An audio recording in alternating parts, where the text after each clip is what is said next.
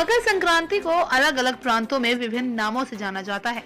उत्तर भारत में जहां इसे मकर संक्रांति कहा जाता है, वहीं असम में इस दिन बिहू और दक्षिण भारत में इस दिन पोंगल मनाया जाता है। गुजरात में संक्रांति के दिन विशेष तौर पर पतंगबाजी का आयोजन होता है। इस दिन बच्चे बुजुर्ग पूरे उत्साह के साथ अपने घर की छतों पर पतंग उड़ाते हैं और मकर संक्रांति सेलिब्रेट करते हैं। सद्गुरु स्वामी सत्येंद्र जी महाराज के अनुसार इस दिन सूर्य देव सुबह 8:30 यानी 8:30 बजे धनु से मकर राशि में प्रवेश करेंगे। इसी के साथ मकर संक्रांति की शुरुआत हो जाएगी। स्वामी ने बताया कि दिन भर में पुण्यकाल 5:46 तक रहेगा। हालांकि महापुण्यकाल सुबह सवेरे ही रहेगा। माना जाता है कि पुण्यकाल में स्नान दान करने से अक्षय फल की प्राप्ति होती है। स्वामी जी ने बताया कि इस दिन सूर्य भगवान उत्तरायण होते हैं। इस दिन से देवताओं के दिन शुरू हो जाते हैं। साथ ही घरों में मांगलिक कार्य भी संपन्न होने आरंभ हो जाते हैं। मकर संक्रांति के दिन मान्यता है कि भगवान सूर्य की आराधना होती है। सूर्यदेव को जल, लाल फूल, लाल वस्त्र, गेहूं, गुड़, अक्षत, सुपारी और दक्षिणा अर्पित की जाती है। पूजा के उपरांत दान दक्षिणा करना लाभदायक होता है। सद्गुरु स्वामी सत्येंद्र जी महाराज ने बताया कि रुके हुए शुभ कार्य जैसे कि विवाह, मुंडन, गृह निर्माण आदि मंगल कार्य मकर संक्रांति के बाद पुनः शुरू हो जाते हैं। लेकिन इस साल जनवरी में विवाह की एक भी तिथि नहीं है। स्वामी जी कहते हैं कि मकर संक्रांति पर लोग पूजा पाठ करें और खुलकर दान करें। इससे सभी कष्ट दूर होते हैं। बुलंदशहर से खबर 24 एक्सप्रेस के लिए कृष्ण कुमार गोयल की रिपोर्ट। जैसा कि हम सभी जानते हैं आज मकर संक्रांति है, तो आज सुबह मैंने एक दृश्य देखा जिसका मैं सभी को मकर संक्रांति की शुभकामनाएं, आशीर्वाद। आज जो है मकर संक्रांति है, तो मकर संक्रांति पर क्या होता है कि मकर राशि में सूर्य का प्रवेश। सूर्य आत्मा का कारक है और मकर जो है वो शनि का और अगला कुंभ का कारक है। सूर्य देव का माना गया है कि पिता है और पुत्र का कारक है, पति का कारक है, आत्मा का कारक है, ज्ञान का कारक है, तेजस्विता का कारक है, अनेकों इस तरीके की जो प्रसिद्धि वगैरह सब कुछ का उनका कारक है। मतलब मूल तो यही है ना। तो मूल का प्रवेश जो है वो जो है शनि का भाग, धीरे धीरे चलने वाला, और उसमें भाग्य में प्रवेश करती है। तो यहाँ पे ये माना गया है किसानों में और जितना भी जो है समाज में प्रचलित है, विश्व संस्कृति में जो प्रचलित है कि पीछे से जो फसल आदि बोई गई है उनमें आज के दिन से मतलब आत्मा का प्रवेश होता है। वो जो अन्न है और जो भी चीजें बोई गई हैं उनके अंदर इस प्रकार से उनकी आत्मा का प्रवेश है, उन्नति कारक का प्रवेश है, जिससे फसल जो है आगे आने वाले समय में सुदृढ़ होगी, संपन्न होगी और इस तरीके से हमारे लिए लाभकारी होगी। तो इसलिए आज के दिवस पर ये मनाया जाता है और बहुत जगह लोहड़ी के रूप में मनाया जाता है। पंजाब वगैरह की तरफ में, हमारे यहाँ कहीं बिहार साइड में खिचड़ी बांटी जाती है और ये सामूहिक रूप का होने के कारण अब ये सब जगह बनता है कि खिचड़ी का दान होता है, कहीं बना के खिचड़ी दी जाती है, कहीं पंचमेलों की खिचड़ी फिर तैयार करके वैसे आपको दिया जाता है दान के रूप में। धन का दान, अन्न का दान, जो भी फसलें हैं उस तरीके का अन्न का दान किया जाता है। ये अन्न का दान क्या है? पूर्ववत जो आपके पास अन्न है उसका दान करिए। नवीन अन्न आने की उपलक्ष्य में कि नवीन अन्न आ रहा है उसके उपलक्ष्य में पूर्व दान करती और एक इस दान से सदा होता है कल्याण। इस भाव का जो है हर प्रकार से कल्याण होता है, इस भाव का विकास होता है। अब इसी विकास को रख के, इसी सोच को रख के जो तांत्रिक मत वाले लोग होते हैं वो ऐसा सोचते हैं कि हमारी जो मूल इच्छा है, जो हमारी आत्मा मूल इच्छा किसी का अनिष्ट करना उसका या हम भाग छीन लें। तो शनि का अर्थ है भाग्य और किसी जो है हमारी जो मूल इच्छा है, जो तांत्रिक की मूल इच्छा है या किसी का अहित कराने की मूल इच्छा है, वो मूल इच्छा उस भाग को छीनने में सम्मिलित करके अपने मंत्रों के भाव से इस तरीके का काम किया जाता है। अब जैसे कल 13 तारीख है, अब यूँ तो 13 तारीख और भी महीनों में पड़ती है लेकिन मकर संक्रांति के उस पर पड़ती है। तो इस दिन जो है क्या काम करा गया कि राहु का दिवस हो गया। 13 अंक किसका? राहु का, और बहुत शक्तिशाली अंक है। अगर न्यूमरोलॉजी में देखेंगे तो बहुत शक्तिशाली अंक है।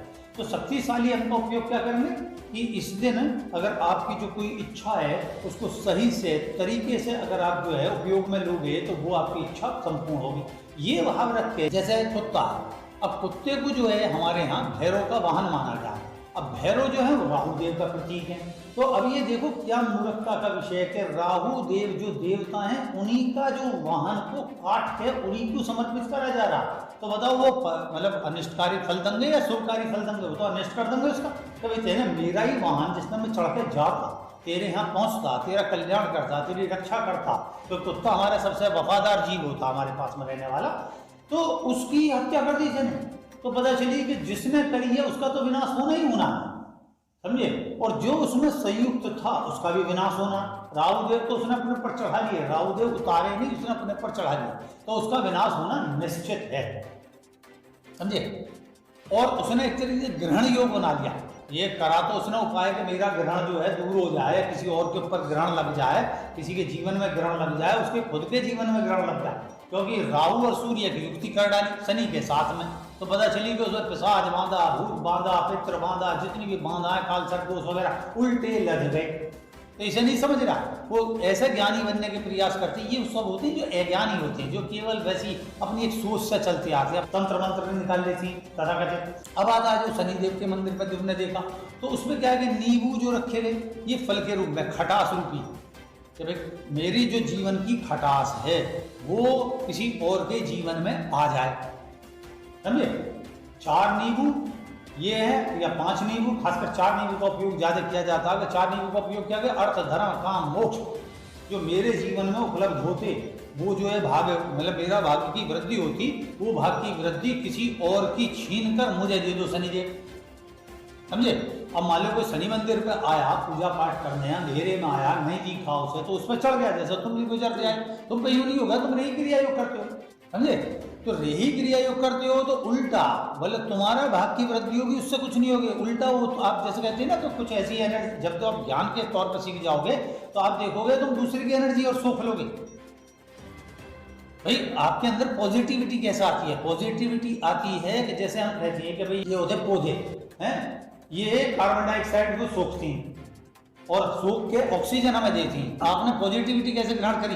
किसी नेगेटिविटी को ही तो ग्रहण करा, नेगेटिविटी को ग्रहण करा, उसे एब्जॉर्ब करा और उसे डेवलप करा, कन्वर्ट करने के बाद डेवलप करा और आप पॉजिटिव हो गए। आप एक तरीके से वो पौधा हो गए जो मतलब कार्बन डाइऑक्साइड लेके और आप ऑक्सीजन दे रहे हो, आप तो जीवनदाता हो गए। तो ये तो मूर्ख वाली कहानी है कि ऐसा करने से शनिदेव प्रसन्न हो जाएंगे। शनिदेव ज्ञानी है, न्याय के देवता हैं, वो देखेंगे अरे मेरे मंदिर के सामने क्या मूर्खता का काम कर रहा है आदमी है। मतलब एकदम सोचिए कि उनके अंदर तो कुपित भाव आ जाएगा। कुपित भाव तो क्यों नहीं है कि भाई ज्ञानी के अंदर कुपित भाव का क्या अर्थ है? तो वो क्या काम करेंगे, अरे मूर्ख, ना मैं ले ना खाऊ से दोस्ती, ना खाऊ से बैर, ना मैं ले रहा ना दे रहा, जैसा कर्म करेगा वैसा भोगेगा। तो तू जो बुरा कर्म मेरे सामने है, पीठ पीछे भी छोड़, मेरे सामने बुरा कर्म कर रहा है, किसी का अनिष्ट करने की इच्छा कर रहा, तो जा, तो तुझे तो इस कर्म का फल मिल ही जाएगा। तो उल्टा वो तो सोच के जा रहा है कि मुझे बहुत अच्छा मिलना, पता चली उसका तो अनिष्ट और प्रारंभ होगा। जैसे ही पलट के गया, क्योंकि वहाँ क्या कहती है कि जब ये टोटकेबाजी करो तो पीछे पलट कर मत देखना, क्योंकि वो चीज तुम्हारे साथ आ जाएगी। अरे वो साथ आ जाएगी, तुम्हारे साथ लटक लेगी, तुम्हें पता भी नहीं चलती कि वो जिसके सामने करा उसने तो उसे यूँ कर दी, तथा वस्तु कर गए है। तुम देखो भगवान जिसका चीज करेंगे कि तथा वस्तु, तो तथा वस्तु के लिए धकेल दी उसकी तरफ, तो वो जो नेगेटिविटी है तो गई उसके साथ में, चाहे वो पलट के ले जाए और जब दिन पलटे ले जाए। तो ऐसे मूर्खता के काम लोग करते रहते हैं। तो ये सब विषय है कि मेरी आत्मा में जागृति आए और उससे भाग की वृद्धि हो, मैं किसी और का भाग छीनूं, ऐसे मूर्खता का काम ना करो और ना करने दो। और ऐसा कुछ आपके जीवन में हो जाए नेगेटिविटी, तो आप जब रही क्रिया योग करोगे या ईश्वर का नाम लोगे और प्रबलता से उसका विचार करोगे, क्योंकि प्रबलता से लेना ईश्वर का नहीं, ईश्वर तो खुद में सकारात्मक है और ईश्वर का प्रतिनिधित्व कौन हो? तुम छोटे अंश के रूप में तुम ही। तो अपने अंदर के प्रभुत्व, जैसे कहते हैं प्रभु का जो तत्व है उसका विकास करो। जब विकास करोगे तो तुम पॉजिटिव होगे तो वही वाली बात होगी कि कार्बन डाइऑक्साइड को आप लोगे और ऑक्सीजन दोगे, नेगेटिविटी ग्रहण करोगे और उसे पॉजिटिविटी में कन्वर्ट कर समाज के जन कल्याण में लगाओगे। ये योगी करते हैं, इसलिए योगी नहीं डरते इस चीज से। अनिष्ट का कारक क्या होता कि नकारात्मक भाव, वो तो कहते हैं बिल्कुल। जैसे शिव जी को देखोगे विष धारण कर रखा कंठ में, क्योंकि कंठ से ही जो वरदान है ना, वरदान दिया जाता और शाप दिया जाता है। तो उन्होंने दोनों को, ना खाऊ से दोस्ती ना खाऊ से बैर, के मैं जो किसी प्रकार का ना किसी दोस्ती है ना बैर है, मतलब जैसा तुम्हारी इच्छा है वैसा कर दूंगा। परिणाम स्वरूप वो देते पॉजिटिव ही है। आपको लग रहा है किसी का अनिष्ट कर रहे हैं, लेकिन भविष्य में वो जो है उसका फलित अच्छे रूप में ही होगा। राक्षसों ने वरदान मांगे लेकिन अंत में उनके मोक्ष का ही कारक बना, उन्हें ज्ञान ही प्राप्त हुआ, ऐसा नहीं इसमें विलीन हुए भी ईश्वर में। ये नहीं थे वो किसी और नरक में चले गए, नहीं, उन्होंने अपना कर्म करा, उसका फल उन्हें अंत में ज्ञान हुआ, ज्ञान होने के बाद में वो ईश्वर में विलीन हो गए। तो ईश्वर से ही आता है ईश्वर में, तो इसका ही नाम है प्रभु।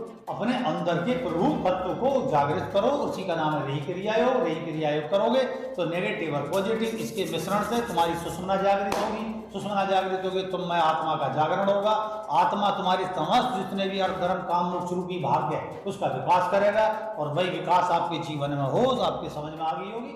आशीर्वाद करता हूँ। जय